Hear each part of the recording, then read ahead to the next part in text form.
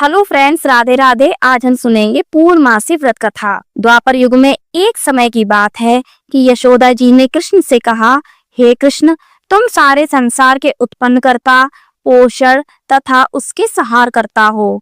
आज कोई ऐसा व्रत मुझसे कहो जिसके करने से मृत्यु लोक में स्त्रियों को विधवा होने का भय ना रहे तथा यह व्रत सभी मनुष्यों की मनोकामनाएं पूर्ण करने वाला हो।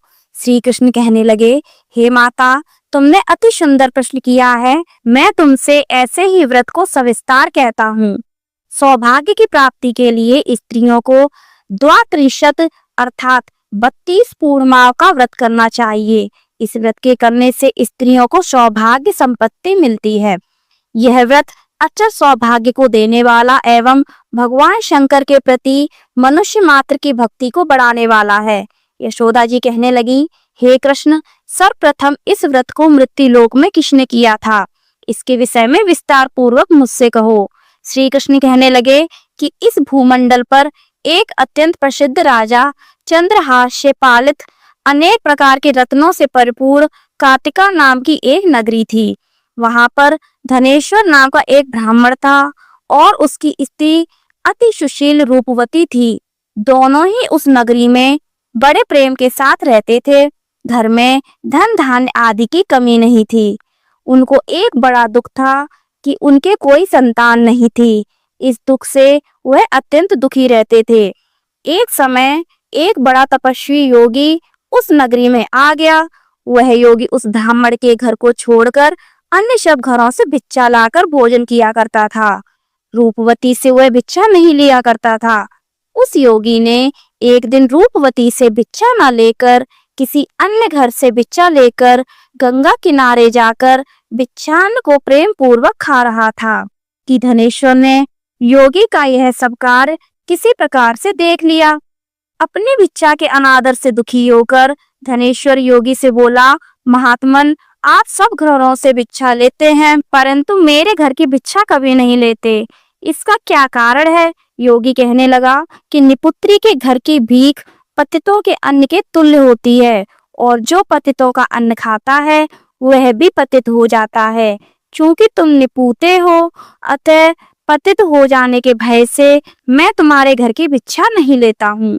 धनेश्वर यह बात सुनकर अपने मन में बहुत दुखी हुआ और हाथ जोड़कर योगी के पैरों पर गिर पड़ा तथा आर्त भाव से कहने लगा, हे महाराज, यदि ऐसा है तो आप मुझको पुत्र प्राप्ति का उपाय बताइए। आप सर्वज्ञ हैं, मुझ पर अवश्य ही यह कृपा कीजिए।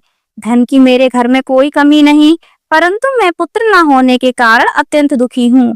आप मेरे इस दुख का हरण करें।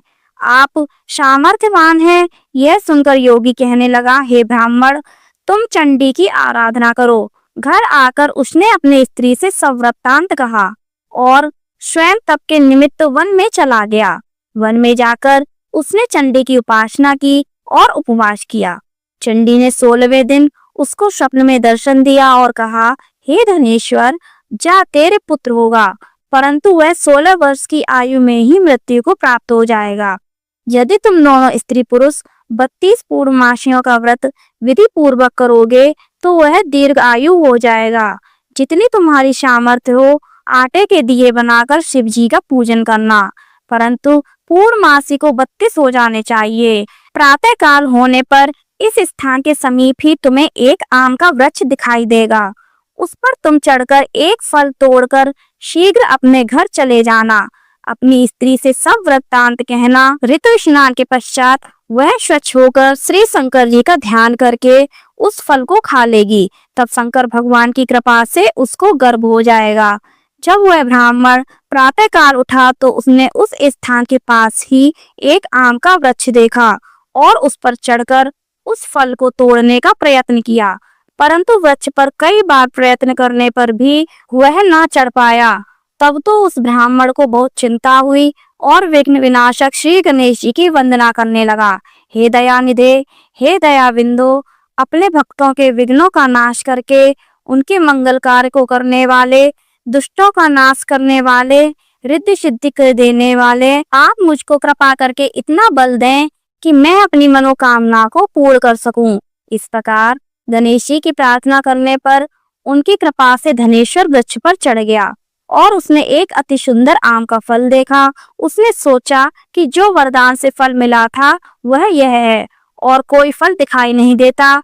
उस धनेश्वर ब्राह्मण ने जल्दी से उस फल को तोड़कर अपनी स्त्री को लाकर दिया और उसकी पत्नी ने अपने पति के कथनानुसार उस फल को खा लिया और वह गर्भवती हो गई।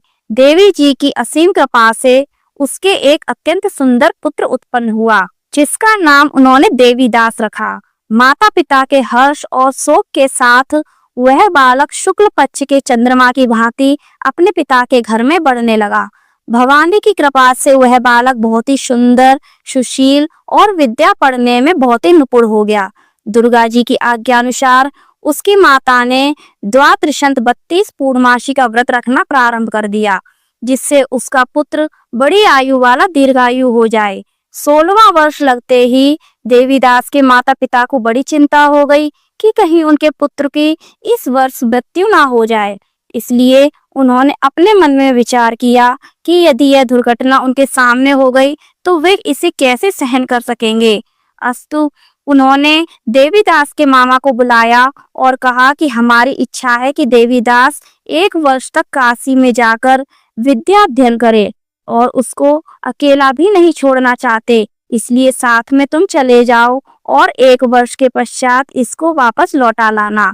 सब प्रबंध करके उसके माता पिता ने काशी जाने के लिए देवीदास को एक घोड़े पर बैठाकर उसके मामा को उसके साथ कर दिया, किंतु यह बात उसके मामा या किसी और से नहीं कही।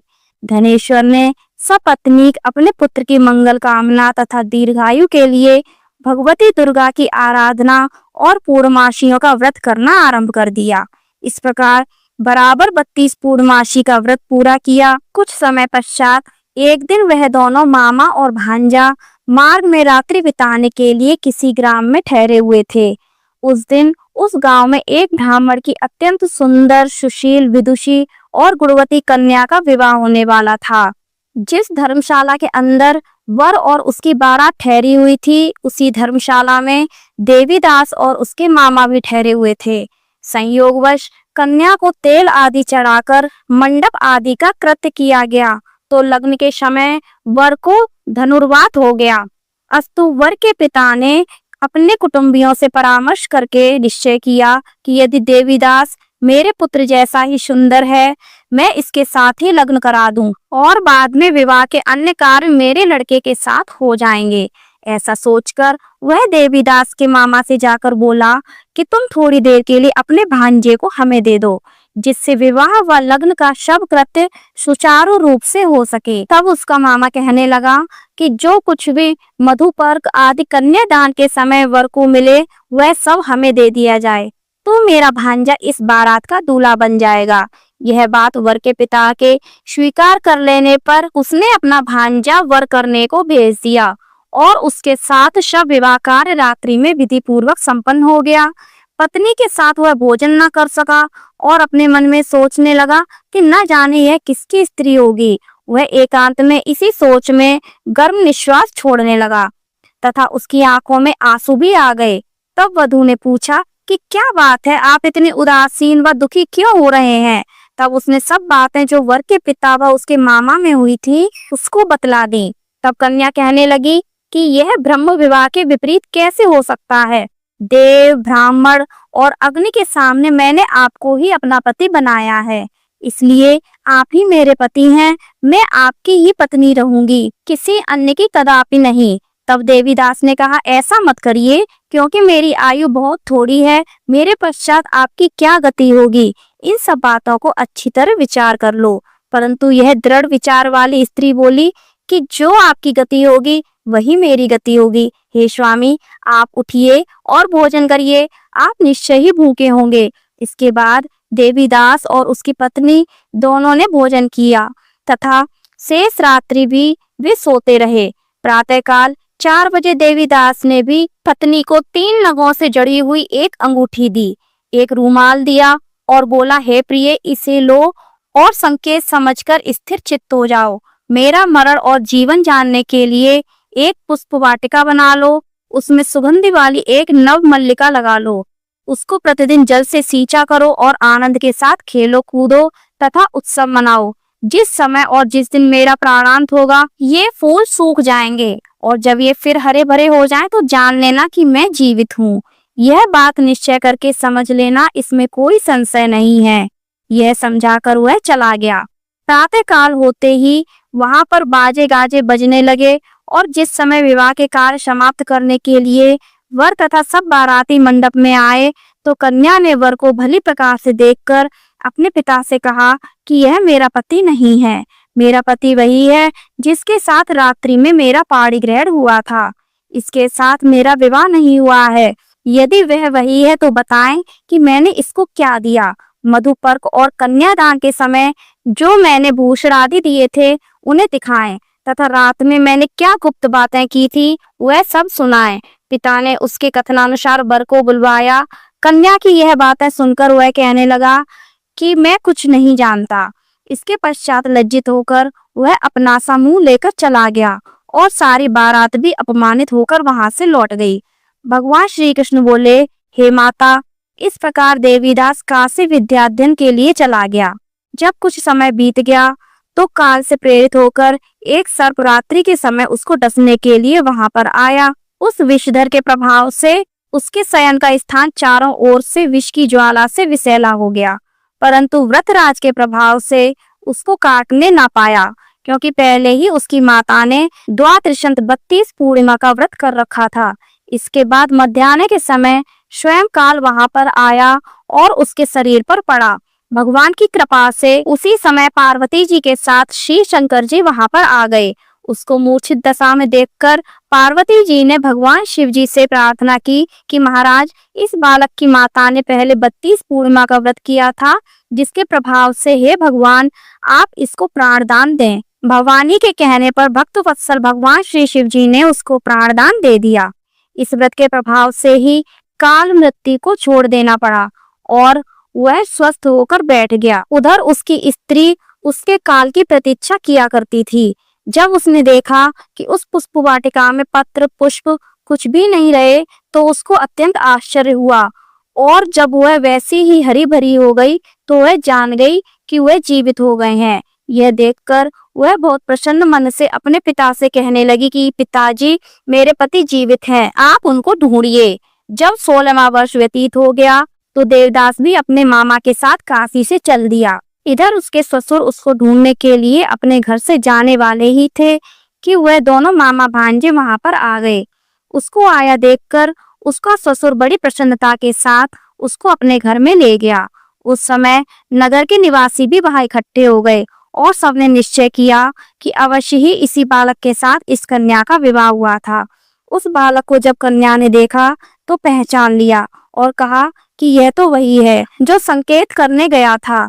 तदुपरांत सभी कहने लगे कि भला हुआ जो यह आ गया और सब नगरवासियों ने आनंद मनाया। कुछ दिन बाद देवीदास ने अपनी पत्नी और मामा के साथ अपने ससुर के घर से बहुत सा धन दहेज लेकर अपने घर के लिए प्रस्थान किया। जब वह अपने गांव के निकट आ गया तो कई लोगों ने उसको देखकर उसके माता पिता को पहले ही जाकर खबर दे दी कि तुम्हारा पुत्र देवीदास अपनी पत्नी और मामा के सहित आ रहा है। ऐसा समाचार सुनकर पहले तो उन्हें विश्वास ही नहीं हुआ, किंतु जब और लोगों ने भी उनकी बात का समर्थन किया तो उनको बड़ा आश्चर्य हुआ। लेकिन थोड़ी देर में देवीदास ने आकर अपने माता पिता के चरणों में अपना सिर रखकर प्रणाम किया और उसकी पत्नी ने अपने सास ससुर के चरणों का स्पर्श किया तो माता पिता ने अपने पुत्र और पुत्र वधू को अपने हृदय से लगा लिया और दोनों की आंखों से प्रेमाश्रु बह चले। अपने पुत्र और पुत्र वधू के आने की खुशी में धनेश्वर ने बड़ा भारी उत्सव किया और ब्राह्मणों को बहुत सी दान दक्षिणा देकर प्रसन्न किया। श्री कृष्ण कहने लगे कि इस प्रकार धनेश्वर 32 पूर्णिमाओं के व्रत के प्रभाव से पुत्रवान हो गया। जो भी स्त्रियां इस व्रत को करती हैं वे जन्म जन्मांतरों में वैधव्य का दुख नहीं भोगती और सदैव सौभाग्यवती रहती हैं। यह मेरा वचन है, इसमें कोई संदेह नहीं मानना। यह व्रत पुत्र पौत्रों को देने वाला तथा संपूर्ण मनोकामनाओं को पूर्ण करने वाला है। द्वादशांत 32 पूर्णिमाओं के व्रत के करने से व्रती की सब इच्छाएं भगवान शिव जी की कृपा से पूर्ण हो जाती हैं। इस प्रकार से पूर्णमासी व्रत कथा संपन्न होती है। तो फ्रेंड्स, आपको हमारी ये कहानी कैसी लगी कमेंट करके जरूर बताना। अच्छी लगी हो तो लाइक करना, ज्यादा से ज्यादा शेयर करना, हमारे चैनल को सब्सक्राइब करना, बेल आइकन को प्रेस करना और कमेंट में ओम नमो नारायणाय, हर हर महादेव अवश्य लिखना। मिलते हैं फिर नेक्स्ट वीडियो में, तब तक के लिए राधे राधे।